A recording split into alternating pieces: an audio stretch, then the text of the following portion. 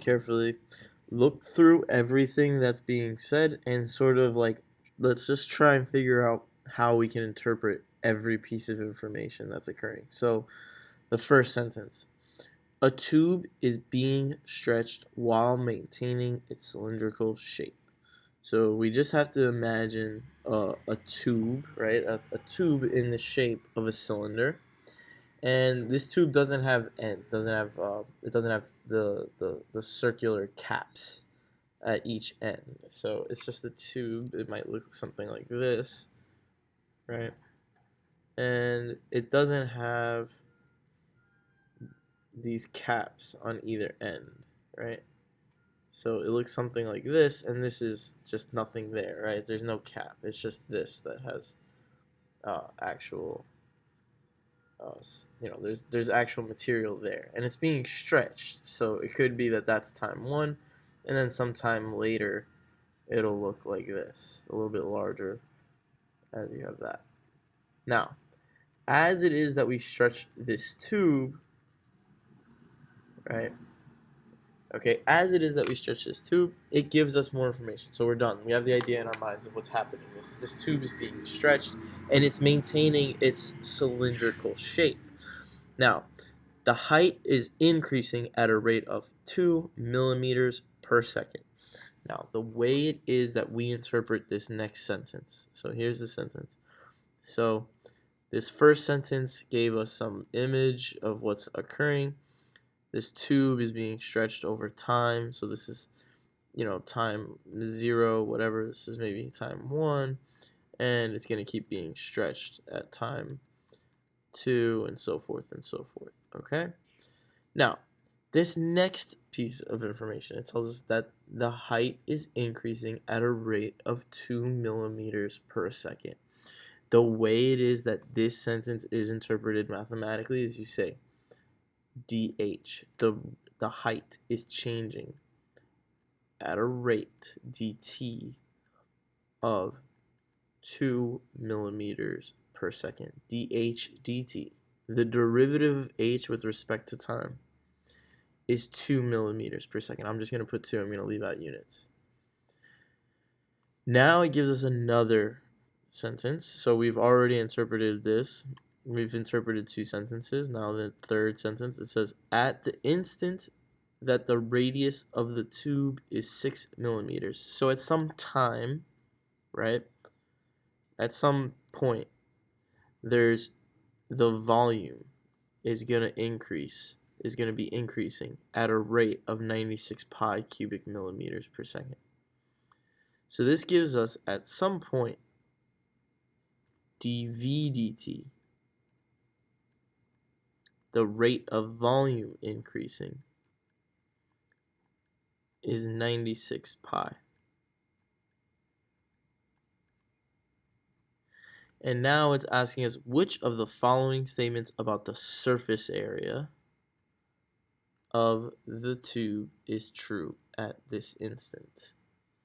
So now it then goes on in parentheses, and it tells us very relevant information. It tells us that the volume of a cube of radius r and height h is pi r squared h. And then it also tells us that the surface area of a cylinder is 2 pi r, without the caps, which is the figure that we have. Okay, without the caps, not including the top and bottom. So they're calling this the top, and then this back piece the bottom, and we're not including that. So that's the surface area, right? The surface area is everything going around. So it's like if we cut it open, we would get like a rectangle. That would be the area of that rectangle would be the area of this. That would be the surface area of this tube. Now, if you look at each of these, it immediately says the surface area is increasing at some rate for each one, or decreasing. So it's talking about the rate at which the surface area is increasing, which is ds dt. Okay? So each one of these statements is asking essentially, what is ds dt? Okay?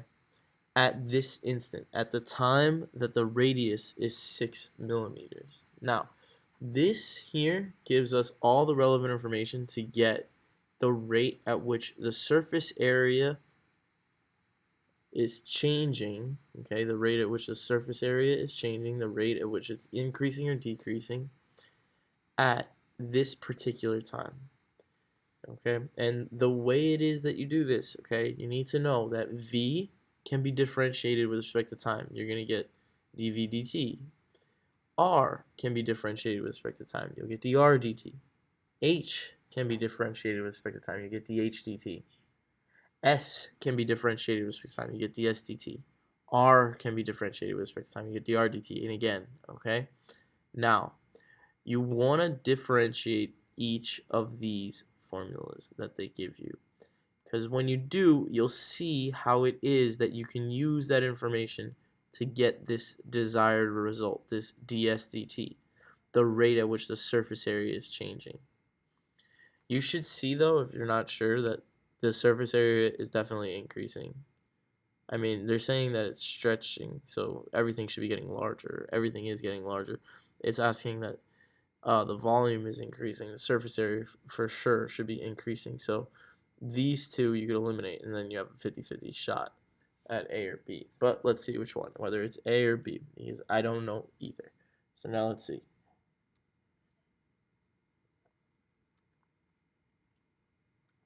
Okay, what we do here is we have to see this as dv, v, and r, and h as all functions of time, which means that you always want to be doing chain rule when you're differentiating things that are changing with respect to time, or any variables that are changing with respect to time.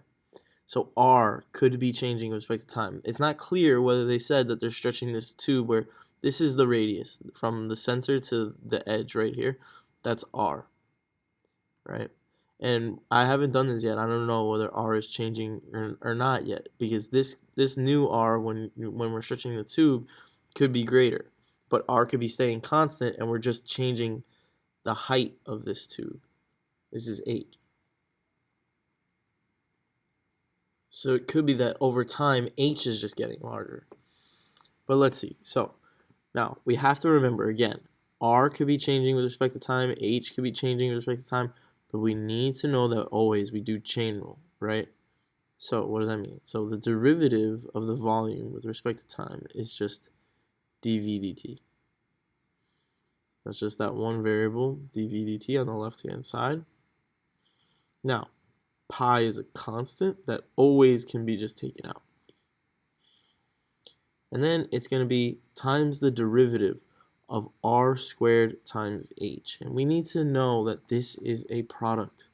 These two things are changing. Neither of them are constant as time goes on. So then, therefore, we have to be careful. We have to treat this as, when we differentiate, we have to treat this as a product rule. So the derivative of r squared with respect to time is 2 times r, because I bring down the 2 and I multiply by r, to the first, times, and now I got to differentiate the inner part with respect to time, because look, it's r of t. R is some function. The radius is changing with respect to time, maybe, but if it's not, that's okay, because we'll compensate for that. So this is some function on the inside, and I'm differentiating with respect to time. This is the inner function, and then the squared part is the outer part. So I have it where it's 2 times this inner function to the 1 times the derivative of the inner function, dr dt. So then it's dr dt plus the derivative of h, just h, with respect to time, is dh dt times r. Oh wait, I forgot to multiply by h here. Sorry, times h. That's by product rule, right? So I have here that I gotta multiply by the first one times the derivative of the other one. The derivative of h is dh dt, and I should move this parenthesis wrong. Okay, forget about that parenthesis. It's just 2r dr dt times h plus r squared dh dt, and that's dv dt. Now, they give me that dv dt at a certain instant is 96 pi. So I have a value over here. But before I even start using this value, okay, so I have dv dt. All right, this is the, okay. I don't know what do I need to use it for. Well, let's see. I have dv dt. I'm not sure yet. Let's see. Now let's differentiate this one. Again, 2 pi is a constant that can come out times the derivative of r times h. And again, you have to use product rule. The derivative of r is dr dt. I'm going to put it, and then times h is h times dr dt plus the derivative of h is dh dt times r. So it's r dh dt. And now I have ds dt in terms of dr dt and dh dt and 2 pi. So let's see what I can do here. So now I have that when the radius, so when r, this dv dt is a function in terms of dr dt, dh dt, r, and h. Okay, so it's giving me that I have, let's see what I have. I have dh dt, I have dv dt, and then I have r. R is 6 millimeters, right? The instant the radius of the tube. So I have, what do I have in this formula? I have, let's go through what I have. I have, in this formula, I have dv dt. I have an r value. I do not have a dr dt. I do not have an h value, but I have an r value, and I have a dht value. So let's see what I can get here. So now, how would I get dr dt? So the only thing that I can say is that, would it be the case? So let's see if I have to conclude that dr dt is 0. Is it true that dr dt is 0? That's the question we need to ask ourselves. So what information can we use to conclude that dr dt is 0? Because if it is, then I have all the information here.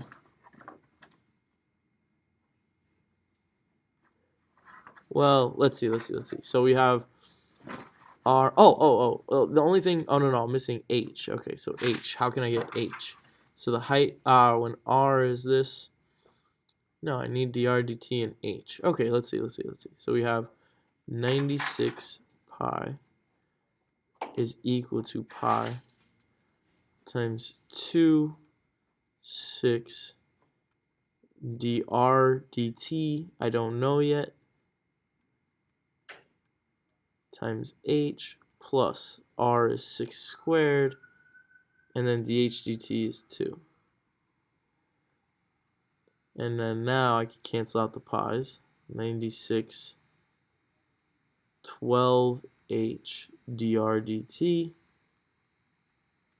plus 36 times 2 is 72. And now I'm gonna minus this on both sides. I'm gonna get 96 minus 72, 424 is equal to 12h dr dt. And then I get 2 is equal to h times dr dt. And this is actually all I need. Because now I have 2 is equal to whatever h is. I don't know what h is, and I don't know the rate at which the radius is increasing, right? So over time, the radius could be getting larger, it could be not, it could be 0. I don't know, but it doesn't matter.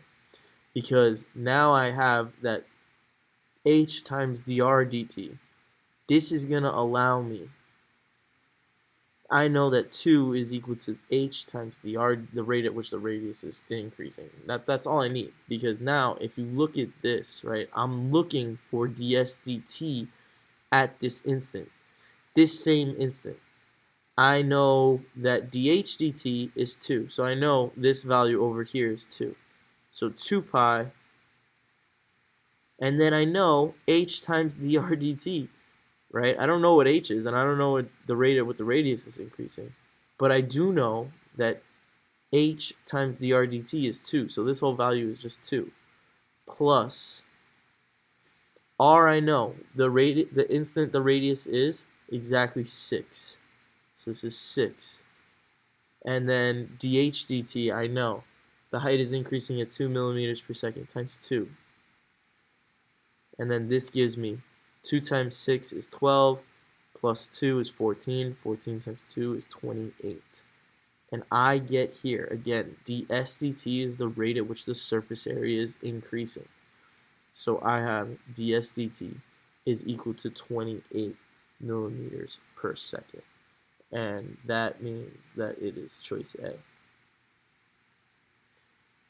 Okay. So the tricky thing also was that I was trying to see if I could solve for one of the variables in this one, but they gave me an expression. And at the end of the day, I still don't even know whether the radius of this tube is increasing or not.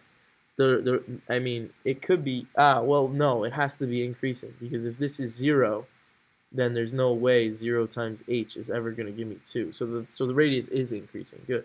Okay, but I don't know what dr dt is. I know that dr dt times h always is equal to 2 for any time period, or for actually at that instant, the instant that we're talking about. But okay, we know that at this instant, the rate at which the radius is increasing times the height is equal to 2. And then I'm talking about that same instant over here. I want the rate at which the surface area is changing. And that's given by this derivative, ds dt. And I know h times dr dt was 2. So instead of writing that, I just wrote 2 in here. And then I knew the radius. They're talking about the radius that's 6. And then dh dt they gave us, right? I have this information. The radius was 6. They're talking about at the instant the radius was 6. So I put 6 here. And then I put what we got for dh dt, which is 2. They give us that. And then I just solved this for 28 pi. And then that's your answer.